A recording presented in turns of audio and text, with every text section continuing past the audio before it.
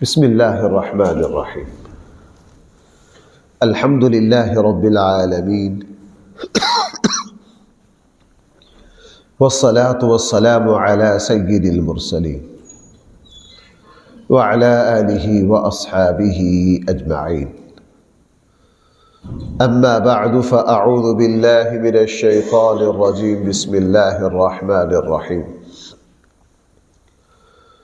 وَلَقَدْ أَرْسَلْنَا إِلَى ثَمُودَ أَخَاهُمْ صَالِحًا أَنِ اعْبُدُوا اللَّهَ فَإِذَا هُمْ فَرِيقَانِ يَخْتَصِمُونَ قَالَ يَا قَوْمِ لِمَ تَسْتَعْجِلُونَ بِالسَّيِّئَةِ قَبْلَ الْحَسَنَةِ لَوْلَا تَسْتَغْفِرُونَ اللَّهَ لَعَلَّكُمْ تُرْحَمُونَ صدق اللہ مولانا العظیم۔ ان آیات میں قرآن کریم نے قوم سمود اور حضرت صالح علیہ السلام کا تذکرہ کیا ہے، اور یہ تذکرہ ابھی سورۃ الشعراء میں چند رکوع پہلے گزرا ہے، لیکن یہ اللہ کا کلام ہے، اس کی عجیب شان ہے۔ آپ 6-7 رکوع پیچھے جا کے اس واقعہ کے الفاظ پڑھے وہ اور ہیں، اس کے الفاظ پڑھے کچھ اور ہیں، اس کا انداز کچھ اور ہے، اس کا انداز کچھ اور ہے، اس میں نصیحت کی چیزیں کچھ اور ہیں، اس میں نصیحت کی چیزیں کچھ اور ہیں۔ قرآن کریم نے سب سے زیادہ موسیٰ علیہ السلام کے واقعہ کو بیان کیا۔ آپ پورے قرآن میں اس کے تمام نمونے سامنے رکھیں، ہر جگہ الفاظ کا فرق ہے، ہدایات کا فرق ہے، نصیحت کا فرق ہے، ذائقے کا فرق ہے، ان الفاظ کی تلاوت کی روحانیت کا فرق ہے۔ ایک ہی واقعہ ایک بندہ 40 جگہ بیان کرے، وہ ذرا الفاظ بھی مختلف لائے، سیاق و سباق بھی مختلف لائے، اس میں دلائل بھی مختلف رکھے، اور 40 جگہ اس کے واقعہ کو پڑھنے کو 40 طرح کی لذت آئے، یہ کسی انسان کے بس میں نہیں ہے۔ یہ شان صرف اللہ کے کلام کی، وہی یہ شان صرف کس کی ہے؟ اللہ کے کلام کی ہے۔ انسان عاجز ہے اس سے۔ انسان کی صورتحال تو یہ ہے کہ ایک ہوٹل کے کھانے کا جو ذائقہ ہے وہ دوسرے کا نہیں، جو دوسرے کا ہے وہ تیسرے کا نہیں۔ اب ذرا یہاں دیکھیں، قرآن نے وہی باتیں فرمائی ہیں جو ابھی 4-5 رکوع پہلے فرمائی، لیکن اس میں قرآن کریم رسول اللہ صلی اللہ علیہ وسلم کو، آپ کے زمانے کے کافروں کو، مجھے اور آپ کو نئی نصیحت، نیا فہم، نیا شعور قرآن کریم عطا کر رہا۔ دیکھیے فرمایا وَلَقَدْ أَرْسَلْنَا إِلَى ثَمُودَ أَخَاهُمْ صَالِحًا، یقیناً ہم نے سمود کی طرف ان کے بھائی صالح کو بھیجا۔ انہوں نے آ کے یہ کہا أَنِ اعْبُدُوا اللَّهَ، تم کس کی بندگی کرو؟ اب دیکھیے آگے الفاظ، قرآن نے فرمایا فَإِذَا هُمْ فَرِيقَانِ يَخْتَصِمُونَ، پس وہ اسی وقت 2 جماعتیں ہو گئی جو آپس میں جھگڑنے لگ گئی۔ یعنی اس کلمہ کے آتے ہی معاشرے میں 2 فریق ہو جائیں گے، ایک حق پر قائم رہے گا اور ایک باطل پر رہے گا۔ ایسا ممکن نہیں۔ اس دنیا کی امتحان کی وجہ سے فطرت یہ ہے کہ جب آپ کوئی اچھی بات کرو گے، خیر کی بات کرو گے، بھلائی کی بات کرو گے، اس کی مزاحمت نہ ہو آگے سے، یہ نہیں ہو سکتا بھائی، یہ نہیں ہو سکتا۔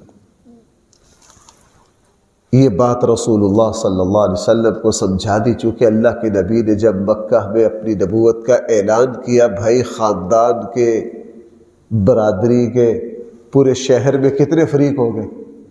2 فریق، اور رسول اللہ صلی اللہ علیہ وسلم پریشان تھے۔ صحابہ کرام کو مکہ کے سردار تانا دیتے، تم نے ساری قوم کو پھاڑ دیا، تم نے گھر گھر میں 2 فریق بنا دیے۔ قرآن کریم نے فرمایا فریقان یختصمون، ہر نبی نے جب خیر کی بات کی ہے تو بھائی کتنے فریق بنے؟ دیکھو میں آپ سے ایک بات عرض کروں، آپ سب میری اس بات کی تائید کریں گے، خاندان میں، پڑوس میں، متعلقین میں، یار دوستوں میں کوئی نہ کوئی کسی نہ کسی کا ہم سے حسد ہوگا، اگر نہیں ہے تو ہم بیکار مٹی ہیں، اگر نہیں ہے تو ہم کیا ہے؟ بالکل بنجر اور بیکار ہے۔ جو کام کا انسان ہوگا اس سے حسد ہوگا، جو مثبت انسان ہوگا اس کو منفی سے ٹکرانا پڑے گا، جو خیر کا کام کرنا چاہے گا شر نے اس کا راستہ روکنا ہی روکنا ہے۔ کوئی نبی ایسا نہیں جس کی مد مقابل باطل جماعت نہ ہو، کوئی نبی ایسا نہیں ہے۔ میں تو اس پارے کے شروع میں جو آیت آئی ہے نا وہ نظر سے اوجھل تھی، جس دن سے وہ آئی ہے نا وہ الحمدللہ دل میں پیوست ہو گئی ہے، حالانکہ بار بار اس کو پڑھتے تھے توجہ نہیں دیتے۔ اس پارے کے شروع میں کہا وَكَذَلِكَ جَعَلْنَا لِكُلِّ نَبِيٍّ عَدُوًّا، وَكَذَلِكَ جَعَلْنَا لِكُلِّ نَبِيٍّ عَدُوًّا۔ آپ ذرا صفحہ نمبر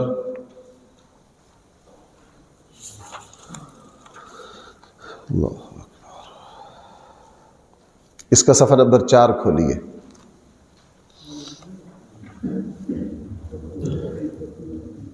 صفحہ نمبر 4، اس کی جو چوتھی لائن ہے اس میں اللہ کیا فرما رہے ہیں؟ وَكَذَلِكَ جَعَلْنَا لِكُلِّ نَبِيٍّ عَدُوًّا مِّنَ الْمُجْرِمِينَ، اسی طرح ہم نے ہر نبی کے دشمن بنائے مجرموں میں سے۔ بھائی جب نبی جیسی پاکیزہ جذبات والی ہستی جو کسی کو تنکا بھی نہ مارے، جو انسان تو کیا جمادات اور جانوروں کا بھی خیر خواہ ہو، تو دشمن اس نبی کو بھی نہ چھوڑے۔ اس لیے اس واقعہ میں قرآن نے جہاں ہمارا سبق چل رہا فَإِذَا هُمْ فَرِيقَانِ يَخْتَصِمُونَ، جب یہ کہا، بھائی انہوں نے کون سا یہ کہا کہ میں تمہارے مقابلے پر الیکشن لڑوں گا، یا کون سا کہا میں تمہارے مقابلے پر ریاست بناؤں گا؟ صرف اتنا ہی کہا ان اعبدوا اللہ، کس کی بندگی کرو؟ اسی پر 2 پارٹیاں ہو گئی، 2 دھڑے ہو گئے۔ رسول اللہ صلی اللہ علیہ وسلم سے فرمایا آپ پریشان نہ ہو کہ میرے شہر کے 2 حصے ہو گئے، میری برادری کے 2 ٹکڑے ہو گئے، یہ ہونا ہی ہے، یہ ہونا ہی ہے۔ اس زمین پر جو خیر کا بیج بوئے گا شر اس کے مقابلے پر فوراً آ جائے گا۔ فَإِذَا هُمْ فَرِيقَانِ يَخْتَصِمُونَ، اسی وقت 2 جماعتیں یختصمون آپس میں مد مقابل آ گئی۔ قَالَ يَا قَوْمِ، حضرت صالح نے اپنی قوم سے کہا اے میری قوم، لِمَ تَسْتَعْجِلُونَ بِالسَّيِّئَةِ قَبْلَ الْحَسَنَةِ، تم کیوں جلدی مچاتے ہو عذاب کی، برائی کی اچھائی سے پہلے؟ صالح علیہ السلام نے جب کہا کہ اللہ کی اطاعت پر آؤ وگرنہ اللہ کا عذاب آئے گا، فوراً کہتے لے آؤ عذاب، ہمیں کوئی ڈر نہیں۔ صالح علیہ السلام نے فرمایا تم شر کے ایسے خریدار ہو، تم عذاب کے ایسے خریدار بنتے ہو، اللہ سے بالکل نہیں ڈرتے ہو۔ یہی معاملہ رسول اللہ صلی اللہ علیہ وسلم کے مد مقابل ہے، ظالموں اللہ تمہیں نوازنا چاہتے، اللہ تمہیں ہدایت دینا چاہتے، اللہ تم سے جنت کا وعدہ کر رہے، اللہ فرما رہے میں تمہارے اوپر عزت اور رزق کے دروازے کھول دوں گا، اور تم آگے سے کیا کہہ رہے ہو؟ اس کا تمہیں اکثر حوالہ دیتا ہوں، پتہ نہیں یہ میرے اللہ ہی کا ظرف ہے۔ جب مشرکین مکہ نے کہا اللہم ان کان ھذا ھو الحق من عندک فامطر علینا حجارۃ من السماء او ائتنا بعذاب علیم، سورہ انفال میں ہے، کافروں نے رسول اللہ صلی اللہ علیہ وسلم سے کہا اللہ سے کہیے اگر محمد صلی اللہ علیہ وسلم حق ہے، اسلام حق ہے، تو آسمان سے پتھر برسا دیجیے، ہمیں یہ حق منظور نہیں ہے۔ ضد انسان کو بہت دور تک لے جاتی بھائی، تعصب اور ضد انسان کو، اللہ تعالیٰ مجھے اور آپ کو ہر طرح کے تعصب اور ضد سے محفوظ رکھے۔ انسان ضد میں بہت کچھ کر جاتا ہے۔ آپ ہمارے یہاں دیکھ لیجئے، دشمنیوں میں، عداوتوں میں، مد مقابل ضد میں، حسد میں انسان 50 سال کھپا دیتا ہے، پتہ نہیں کیا کچھ کرتا ہے۔ حضرت صالح نے کتنی پیاری بات فرمائی، اللہ تمہیں اچھائی دینا چاہ رہا اور تم اللہ سے برائی مانگتے ہو۔ اللہ تمہیں رحمت سے نجات دینا چاہتے ہیں، تم اللہ تعالیٰ تمہیں عذاب سے رہائی دینا چاہتے ہیں، تم اللہ تعالیٰ سے عذاب مانگتے ہو۔ اللہ تعالیٰ فرما رہے ہیں میں تمہیں جہنم سے بچانا چاہتا ہوں، تم کہتے ہو ہمیں جہنم دے دے، ایسی نالائقی دکھاتے ہو۔ قال اے میری قوم لم تستعجلون بالسیئہ، تم جلدی جلدی کیوں مانگتے ہو برائی کو اچھائی سے پہلے؟ لولا تستغفرون اللہ، تم اپنے اللہ سے کیوں بخشش نہیں مانگتے؟ لعلکم ترحمون، تاکہ وہ تم پر کیا کرے؟ بھائی میں قربان جاؤں، میرا سچی بات یہ ہے کہ مجھے الفاظ نہیں ملتے، پورے قرآن میں انبیاء کی گفتگو دیکھو یار، انبیاء کے لہجہ دیکھو، انبیاء کی نرمی دیکھو، وہ ایسی ایسی بےہودگی اور بدتمیزی، نبی کہہ رہے یا قومی، اے میری قوم، وہ کیا کہہ رہے ہیں؟ ہم پتھر مار مار کے سنسار کر دیں گے، نبی آگے سے کیا کہہ رہے ہیں؟ اے میری قوم میں تمہارا خیر خواہ، اے میری قوم۔ وہ کہہ رہے ہیں جا اپنے رب کو کہہ ہمارا جو کرنا کر لے۔ نبی آگے سے کوئی سخت بات نہیں کہ اچھا چلو دیکھ لیتے ہیں تمہیں، نہیں، نبی آگے سے کہہ رہا ہو خدا کے بندو اللہ سے بخشش کیوں نہیں مانگتے ہو تاکہ وہ تم پر رحم کرے۔ اصل میں نبی میں نفسانیت نہیں ہوتی بھائی، نبی میں یہ ہم ہیں، اگر ہمیں کوئی کہہ دے گا اچھا ٹھیک ہے تجھے یوں اور فلاں کر دیں گے، نہ، نبی 100% سراپا خیر خواہ ہوتا ہے اپنی قوم کا۔ نبی سراپا کیا ہوتا ہے؟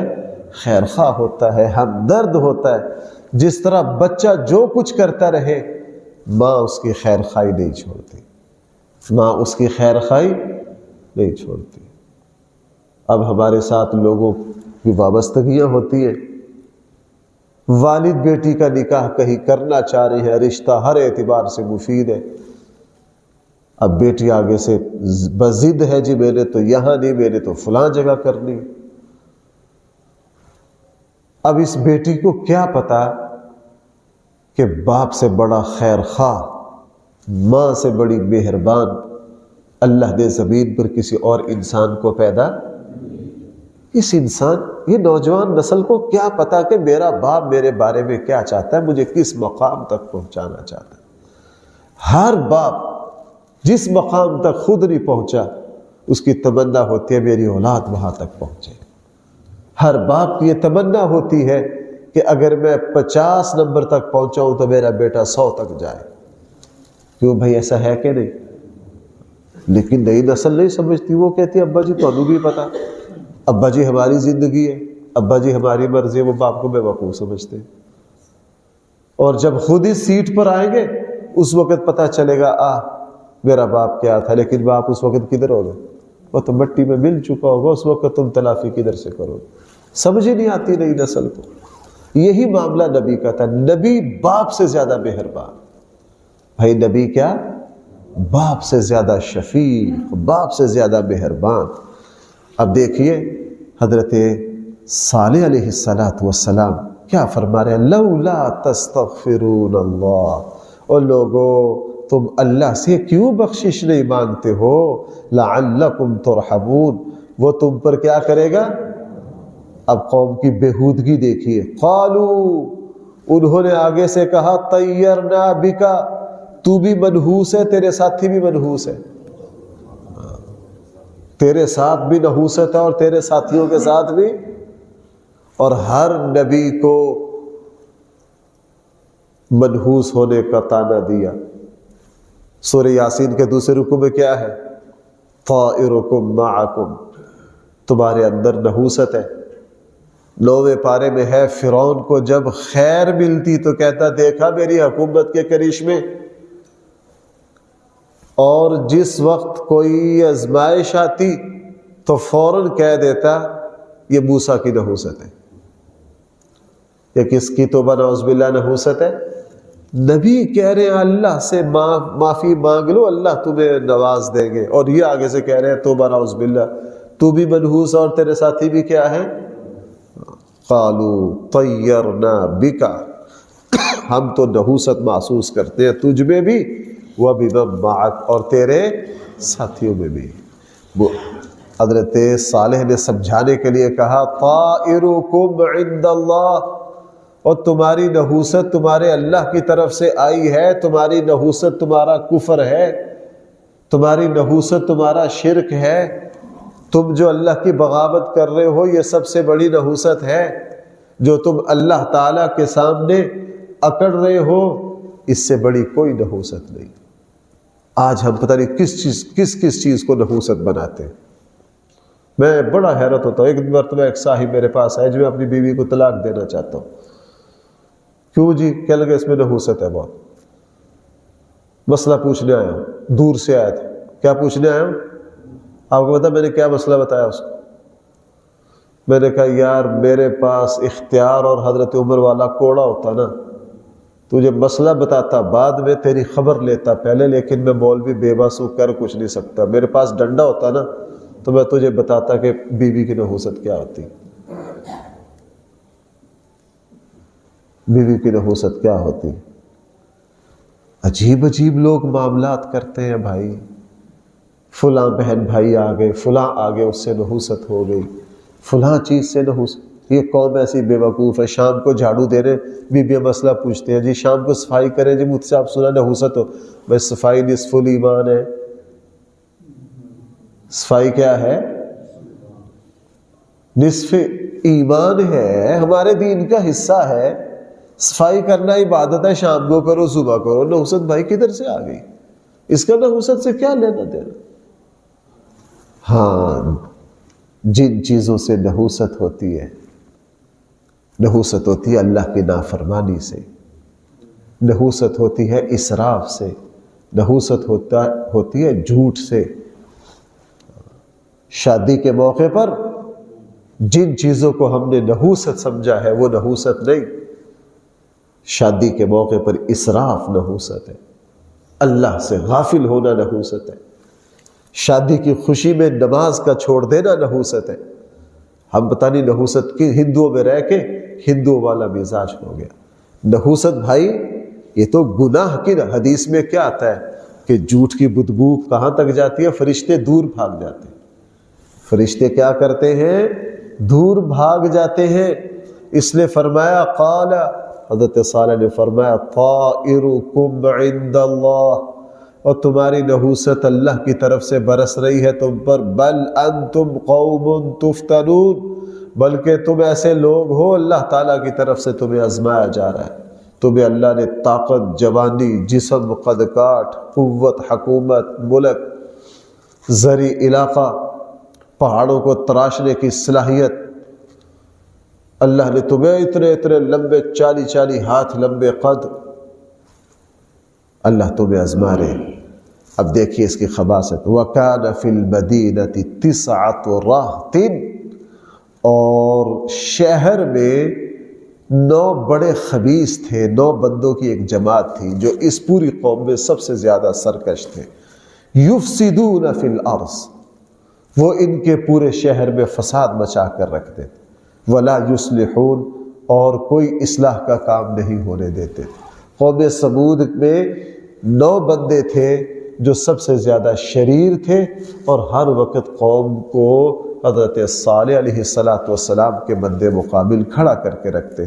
قالوا، ایک دن انہوں نے وہی کچھ کیا جو ہجرت کی رات مشرکین مکہ نے رسول اللہ صلی اللہ علیہ وسلم کے ساتھ کیا۔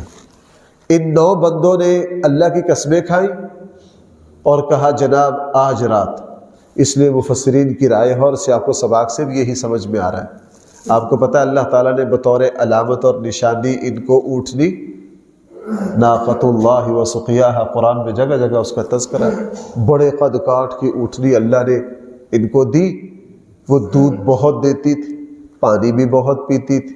ان کا جو چشمہ تھا کہہ دیا ایک دن باری ہوگی اونٹنی کی، ایک دن ہوگی تمہارے جانوروں کی، اور اس کا دودھ جتنا چاہو پیو۔ اور یہ اتنے بڑے قد کاٹ کے لوگ تھے، کتنا دودھ پیتے ہوں گے؟ اس لیے یہ جو دودھ کا پلانٹ تھی یہ اونٹنی، اتنا دودھ دیتی ان کے برتن بھر جاتے۔ صالح سات وسلام نے فرمایا یہ اللہ کی نشانی ہے، اس کو تکلیف نہ دینا۔ ان کو پانی کی وجہ سے حقیقت میں اللہ کی قدرت اور حضرت صالح کا معجزہ ہونے کی وجہ سے یہ اونٹنی جو ہے یہ ان کو بری لگتی تھی۔ 9 بندوں نے ہی مل کے اس اونٹنی کو کیا کر دیا؟ اس کے پٹھے کاٹ دیے، اس کو قتل کر دیا۔ اور حضرت صالح علیہ السلام نے جب فرمایا جناب اب تمہارے پاس 3 دن کی مہلت ہے، قرآن نے دوسری جگہ بیان کیا اب اللہ کا عذاب آئے گا، اب تکڑے ہو جاؤ ذرا۔ جب یہ بات کہی تو اس وقت انہوں نے کہا جناب جس طرح ہم نے اونٹنی کا کام تمام کیا ہے نا، تو آج رات ہم صالح کا بھی کام تمام کر دیتے ہیں، اس کو اس کے اہل سمیت قتل کر دیتے۔ اور جب اس کے خاندان کے لوگ پوچھیں گے یہ کیا کیا، انہیں کہ ہمیں تو پتہ ہی نہیں۔ یعنی وہی منصوبہ بنایا جو رسول اللہ صلی اللہ علیہ وسلم، بلکہ حضور کے خلاف تو اس سے زیادہ سخت سازش ہوئی نا۔ اللہ کے نبی کے توبہ نعوذ باللہ، اللہ کے نبی کے قتل پر تو پورا مکہ سوائے بنو ہاشم کے، سوائے او اللہ ہاشمیوں پر اپنا فضل کرے۔ رسول اللہ صلی اللہ علیہ وسلم کا جو خاندان تھا نا بنو ہاشم، کفر کے باوجود بھی اللہ کے نبی کو دکھ نہیں دیا۔ پورے خاندان میں ایک ہی خبیث ہوا، ابو لہب اور اس کی بیوی، باقی کسی بنو ہاشم نے اگر کافر بھی تھے اللہ کے نبی کو کسی ہاشمی نے دکھ نہیں دیا، پریشان نہیں کیا۔ پورا مکہ کا اتفاق، اور ایسی زبردست چال چلی کہ بنو عبد مناف، بنو ہاشم، بنو مطلب ہم سے انتقام لیں گے۔ ظاہر ہے پورا شہر ایک طرف اور ایک خاندان ایک طرف، انتقام تو نہیں لے سکتے۔ دیت کی طرف آئیں گے، دیت کا بھی کوئی مسئلہ نہیں، 100 کی جگہ 200 اٹھ دے دیں گے، ہر مسئلہ ہی نہیں تھا ان کے یہاں کوئی۔ ایسی زبردست چال چلی، ایسی ہی چال حضرت صالح علیہ السلام کے ساتھ چلی۔ اور آگے اللہ فرما رہے ہیں جو تمہاری چالیں ہمارے سامنے مکڑی کا جالا ہے، تمہاری چالیں ہمارے سامنے کیا ہے؟ ذرا الفاظ دیکھیے، قالو، ان 9 بندوں نے تقاسموا باللہ، اللہ کی قسمیں کھائیں۔ اللہ کی نافرمانی پر کس کی قسمیں کھائیں؟ اللہ کی۔ کیا کہا کہ ہم رات کو حملہ کریں گے صالح پر، وَأَهْلَهُ، اور اس کے گھر والوں پر، ثُمَّ لَنَقُولَنَّ لِوَلِيِّهِ، صبح کو ہم صالح کے وارثوں سے کہہ دیں گے ما شہدنا مہلک اہلہ، اس کے اہل کے قتل کے وقت ہم موجود نہیں تھے، وَإِنَّا لَصَادِقُونَ، ہم سچ کہہ رہے ہیں، ہمیں کوئی پتہ نہیں یہ رات کو شب خون کس نے مارا ہے، ہمیں کوئی پتہ نہیں۔ اونٹنی کو تو ہم نے قتل کر دیا، صالح اور اس کے فیملی کو بھی کیا کر دینا، آج رات موت کی نیند سلا دینا۔ اللہ نے فرمایا اچھا، مکروا مکرا، انہوں نے ایک چال چلی، ومکرنا مکرا، ہم نے بھی پھر ایک چال چلی، وہم لا یشعرون، ہماری چال کسی کو سنبھلنے نہیں دیتی۔ رسول اللہ صلی اللہ علیہ وسلم چھوٹے بھائی، وہ اس طرح کے پکے گھر نہیں تھے، وہ تو اس طرح کے گھر تھے، گھر کے صحن سے کھڑے ہو کے باہر نظر آتا تھا، چونکہ پرانا کھجور کے تنے، کچی دیواریں۔ اللہ کے نبی نے عشاء کے بعد ہی دیکھ لیا جناب 100 بندہ پہنچ گئے، تلواریں۔ جب وقت آیا نکلنے کا، اللہ کے نبی نے اپنے اللہ کو پکارا، نکلے، اور ان کے اندر سے وَمَكَرُوا، یہ آیت جب بھی بھائی کسی کو میں نے آپ کو پیچھے ایک بات بتائی تھی کہ جب بھی کسی کو کسی عداوت اور دشمنی کا سامنا ہو، یا خیر یاد ہے اس کو، یا خیر الماکرین، اے سب سے اے سب سے اعلیٰ تدبیر کرنے والی ذات، اے وہ ذات جس کی چال کا کوئی توڑ، یا خیر الماکرین، یا خیر الماکرین، اللہ کو پکارو۔ اللہ کی ایسی خفیہ تدبیر ہے، زمین و آسمان مل کر بھی اللہ کی تدبیر کا مقابلہ نہیں کر سکتے۔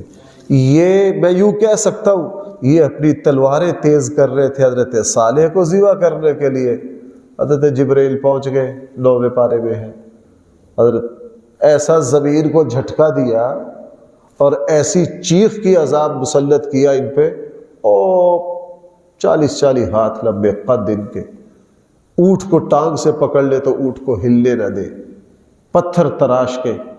اب ان کا جو پیالہ ہے، یہ جتنا ہمارا مسجد کا حال ہے اس سے آدھا پتھر، اس پتھر کو یوں تراش تراش کے اندر سے پیالہ بنا کے سائڈوں پر خوبصورت بنا کے اوپر 1 انچ 1.5 انچ پتھر میں کھدائی یا گہرائی کی، جس میں اپنے الفاظ یہ لکھتے تھے۔ رسول اللہ صلی اللہ علیہ وسلم، یہ قوم ثمود بہت پہلے ہوئی ہے، حضرت ابراہیم سے بھی بہت پہلے۔ آج صدیاں گزر گئی، پتہ نہیں 20 صدیاں گزری ہے کہ 40 گزری ہے کہ 50 گزری ہے۔ اب مدائن صالح میں جائیے، ان کے گھروں نے کیا مٹنا ہے، وہاں جو کچھ عبارتیں لکھی ہوئی ہیں وہ نہ مٹ سکی، اتنے طاقتور۔ لیکن حضرت جبرائیل وَمَكَرُوا مَكْرًا، انہوں نے ایک چال چلی، وَمَكَرْنَا مَكْرًا، ہم نے بھی ایک تدبیر کی، وَهُمْ لَا يَشْعُرُونَ، یہ بالکل سمجھ نہ سکے۔ فانظر، نبی جی دیکھ ذرا، آپ دیکھیے، کیف کان عاقبۃ مکرہم، ان کی تدبیروں کا انجام کتنا بودا نکلا۔ انا دمرناہم، ہم نے ان کو تہ و بالا کر دیا، ہم نے ان کی اینٹ سے اینٹ بجا دی، وقومہم اجمعین، اور ہم نے ساری قوم کو تباہ و برباد کر دیا۔ اب قرآن کہہ رہا فتلک بیوتہم خاویہ، اور یہ ان کے گھر ہیں جو اجڑے پڑے، یہ ان کے گھر ہیں جو ویران پڑے ہیں، یہ ان کے گھر ہیں جو گرے پڑے ہیں، بوسیدہ دیواریں ہو کے دیکھو۔ بما ظلموا، ان پر یہ بربادی کہاں سے آئی؟ ظلم کی وجہ سے، ظلم کی وجہ سے۔ ان فی ذلک لآیہ، لوگوں اس میں بڑی نشانیاں ہیں، لقوم یعلمون، ان لوگوں کے لیے جو علم رکھتے ہو۔ وَأَنْجَيْنَا الَّذِينَ آمَنُوا، ہم نے نجات دی کن کو؟ حضرت صالح اور ایمان والوں کو نجات دی، جن پر رات کو شب خون مارنا تھا، ہم نے ان کو کیا دی؟ دیکھو رسول، جب اللہ نے فیصلہ کیا، حضور اور حضور کے صحابہ کو مکہ سے یوں نکال کر لے گئے، یوں نکال کر لے گئے۔ اللہ نے جب چال چلی تو 7-8 سال میں مدینہ کو اتنا طاقتور بنا دیا کہ پورے مکہ کے فرعون مدینہ والوں کے سامنے سر جھکائے کھڑے تھے۔ اور بھائیو، یہ میرا اور آپ کا سبق ہے، ہم اپنی مشکلات میں مدد صرف کس سے مانگے؟ اللہ سے مانگے، اللہ یوں عزت کو باقی رکھیں گے۔ میرا کل کا جو موضوع ہے جمعے کا، وہ بھی اس سے ملتا جلتا ہے، وہ بھی اس سے ملتا جلتا ہے کہ میری اور آپ کی انا اور عزت نفس کو اللہ کیسے محفوظ رکھتے ہیں، میرا اور آپ کی انا اور عزت نفس کو اللہ تعالیٰ کس طرح محفوظ رکھتے ہیں۔ وَأَنْجَيْنَا الَّذِينَ آمَنُوا، اور ہم نے نجات دی ان لوگوں کو جو ایمان لائے، وَكَانُوا يَتَّقُونَ، وہ صرف ایمان نہیں لائے تھے، وَكَانُوا يَتَّقُونَ، بلکہ وہ کیا تھے؟ ہاں، جہاں ایمان اور تقوی آ جائے اور وہاں رنگ نہ جمے، ہو ہی نہیں سکتا۔ جہاں ایمان اور ساتھ تقوی آئے، وہاں اللہ تعالیٰ کی طرف سے بہاریں نہ آئیں، یہ ایسا سوال ہی پیدا نہیں ہوتا۔ اللہ تعالیٰ مجھے اور آپ کو صحیح سمجھ عطا فرمائے۔ الحمدللہ رب العالمین، والصلاة والسلام على سید المرسلین وعلى آلہ واصحابہ اجمعین۔ ربنا آتنا فی الدنیا حسنہ وفی الآخرة حسنہ وقنا عذاب النار۔ صلی اللہ تعالی علی خیر خلقہ سیدنا و مولانا محمد وآلہ واصحابہ اجمعین برحمتک۔